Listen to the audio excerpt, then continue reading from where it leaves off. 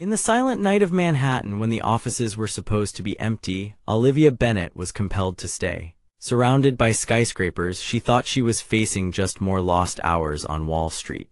But the early morning held secrets that would change destinies and reveal that power doesn't always dictate the rules. The gray November sky seemed to press down on Manhattan's skyscrapers, turning them into dark sentinels against the horizon. Olivia Bennet checked the clock once more, 11:47 p.m. She sighed deeply, massaging her temples as the computer screen illuminated her tired face. Around her, the 41st floor of Skyline Capitol was almost completely deserted. "Another lost Friday," she murmured to herself, tucking a strand of brown hair behind her ear. At 28, Olivia already knew what it meant to be at the bottom of the corporate food chain. 3 years as a junior trader had taught her more about hierarchy than all the economics classes in college combined. She looked at the photo on her desk, her and her mother, Margaret, smiling during a picnic, years before cancer took her away. Sometimes, Olivia wondered what her mother would say about the life she led now, far from the small town in Ohio, from the Sundays at church where her father still preached sermons about integrity and compassion. "Miss Bennet," the deep voice startled her. Daniel Cross, CEO of Skyline, was standing next to her desk, immaculate in his navy blue Italian suit even at such a late hour. At 52, with graying hair at the temples and calculating gray eyes, Cross had a presence that made even the most seasoned executives straighten their posture. "Mr. Cross." "I didn't know you were still in the building," Olivia replied, automatically closing her personal email screen. "Wall Street never sleeps, Miss Bennet. I thought you had learned that by now." His smile was polite, but it didn't reach his eyes. "I need you to organize the documents from the main conference room. We had a private meeting and the papers can't stay there over the weekend. Now, but it's already past midnight and, is that a problem for you?" He raised an eyebrow. "Perhaps I overestimated your dedication." Olivia swallowed the response she wanted to give. It wasn't the first hint about her commitment. The previous week, during a meeting with the entire team, Daniel had publicly questioned whether some people had the necessary grit to survive at Skyline. "No, sir, no problem. I'll do it right away." "Great." He checked his Patek Philippe watch, likely more expensive than the annual rent of Olivia's small apartment in Queens. "The keys are with the security guard." "And Miss Bennet, yes, discretion is paramount at Skyline. What you see in that room must remain between us." With that, he turned and walked to the private elevator, leaving behind only the echo of his footsteps. The main conference room was the heart of Skyline Capitol. With its mahogany table that seated 20 people, panoramic view of Manhattan, and state-of-the-art technology, it was where the big deals were closed. Olivia swiped the access card and entered the silent space. The floor-to-ceiling windows revealed the city still pulsing below, indifferent to her fatigue. On the table, documents were scattered in a disorderly manner, something unusual for meetings led by Cross, known for his obsession with organization. "Let's just get this over with," she muttered to herself, starting to gather the papers. As she organized the folders, she noticed how many of the documents had headers from companies not even publicly associated with Skyline. Names of companies in the Cayman Islands, references to secondary investments, and B accounts piqued her professional curiosity.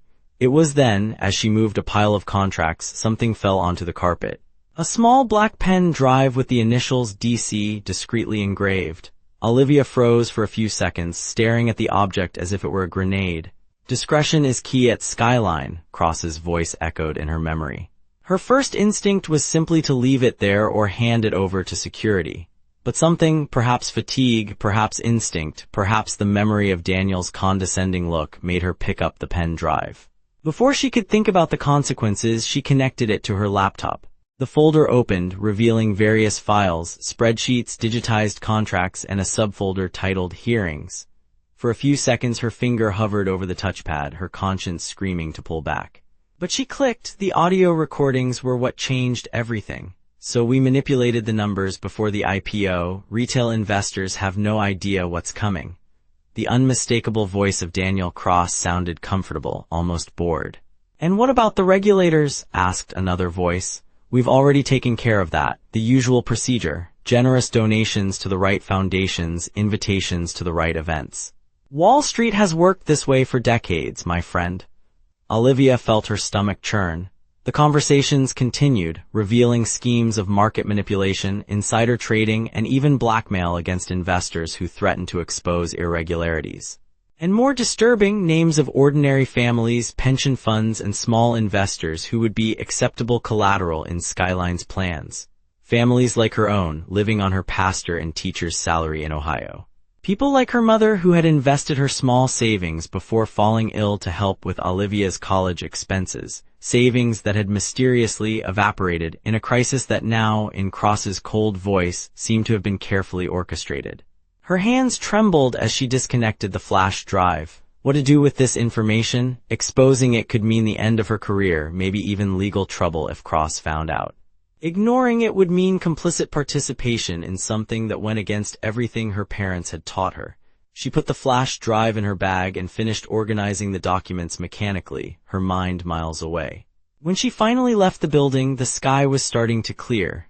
New York was waking up, indifferent to the fact that Olivia Bennett's world had just turned upside down. "Are you sure about this, Olivia?"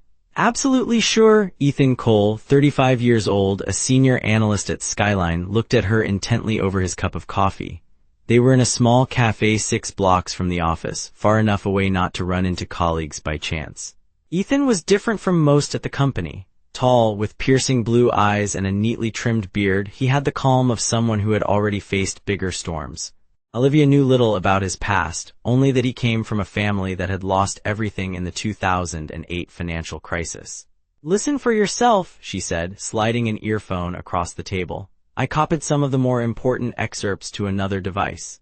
As Ethan listened, his face went from concentration to disbelief, finally settling into a grim expression Olivia had never seen before. "My father lost everything because of men like Cross," he finally said, handing back the phone. "He lost the house, the tool shop, even the will to live when I found him in that garage." Ethan stopped, swallowing with difficulty.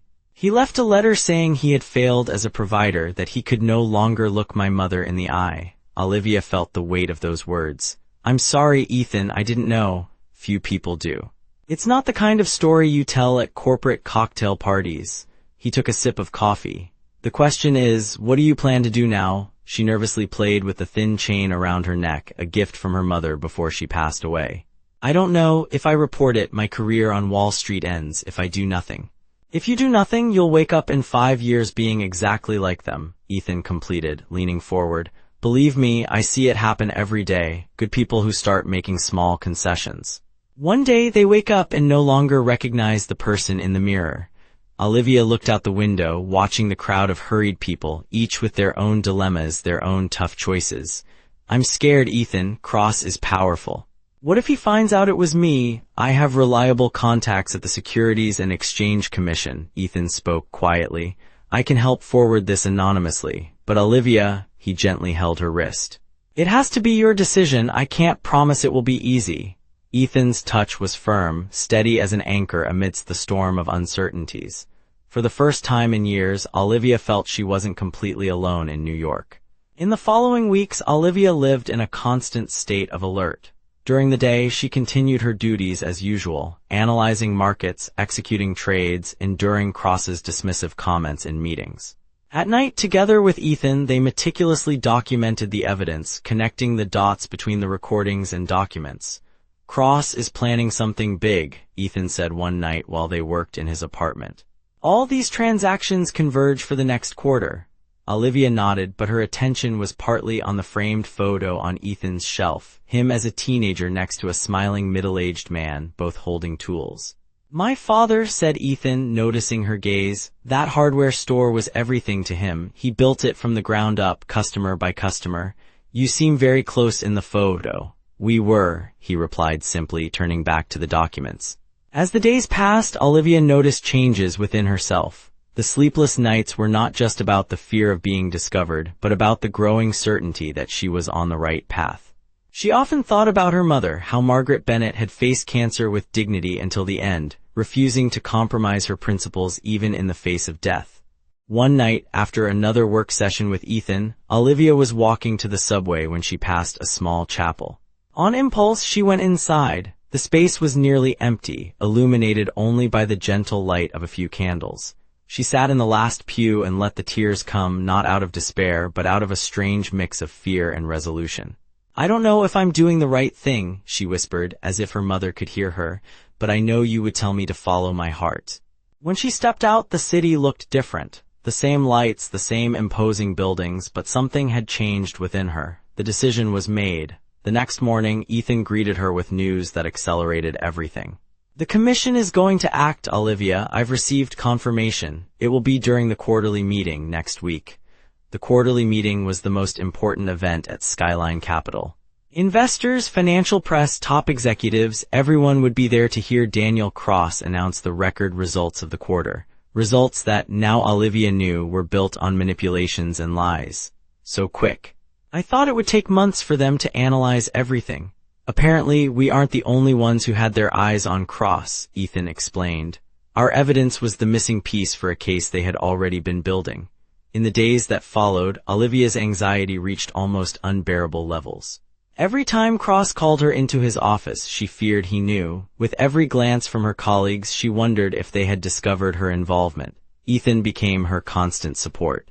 Discreet messages during work, comforting conversations after work, he seemed to understand her fear without judgment. "How do you stay calm?" she asked one night. "I don't," he confessed with a half-smile. "But I learned that some things are worth the risk. After losing my father, I promised myself that I would make a difference, even if a small one, if I had the chance." On the eve of the quarterly meeting, Olivia hardly managed to sleep. Sitting on the small balcony of her apartment, she watched the sunrise over Queens, contemplating how her life would change in a few hours. Her phone vibrated, a message from Ethan. "No matter what happens today, remember. You already won the moment you chose to do the right thing." The auditorium of Skyline Capital was packed. Executives in their expensive suits, journalists ready to record every word, investors eager for good news. Olivia sat quietly in the second-to-last row next to Ethan, who gently squeezed her hand under the armrest. At exactly 10 a.m., Daniel Cross stepped onto the stage with the confidence of an emperor. His light gray suit seemed to reflect the spotlight as he positioned himself at the podium with the Skyline logo. "Ladies and gentlemen, it is with great pleasure that I announce that Skyline Capital has exceeded all expectations this quarter." While Cross spoke about impressive numbers and business integrity, Olivia observed the faces in the audience.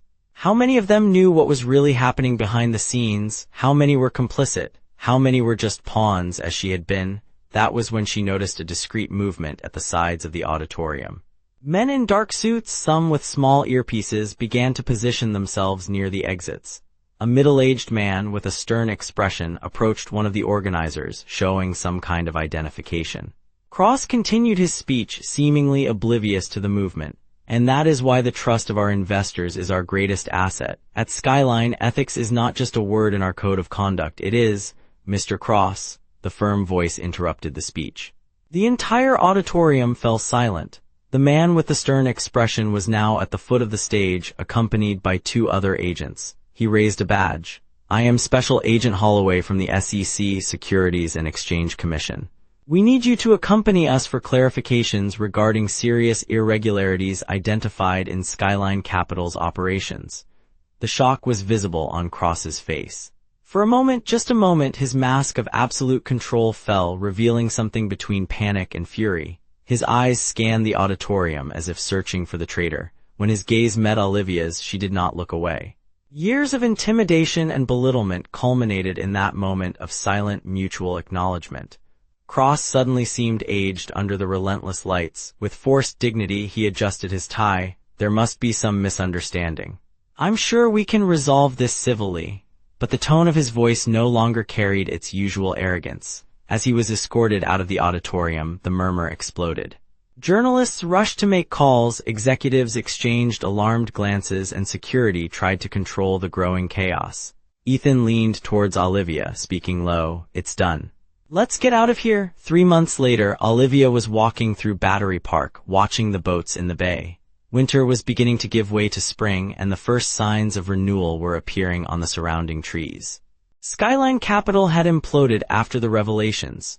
Daniel Cross and several executives were facing criminal charges. Hundreds of employees, including Olivia, had been laid off during the company's restructuring.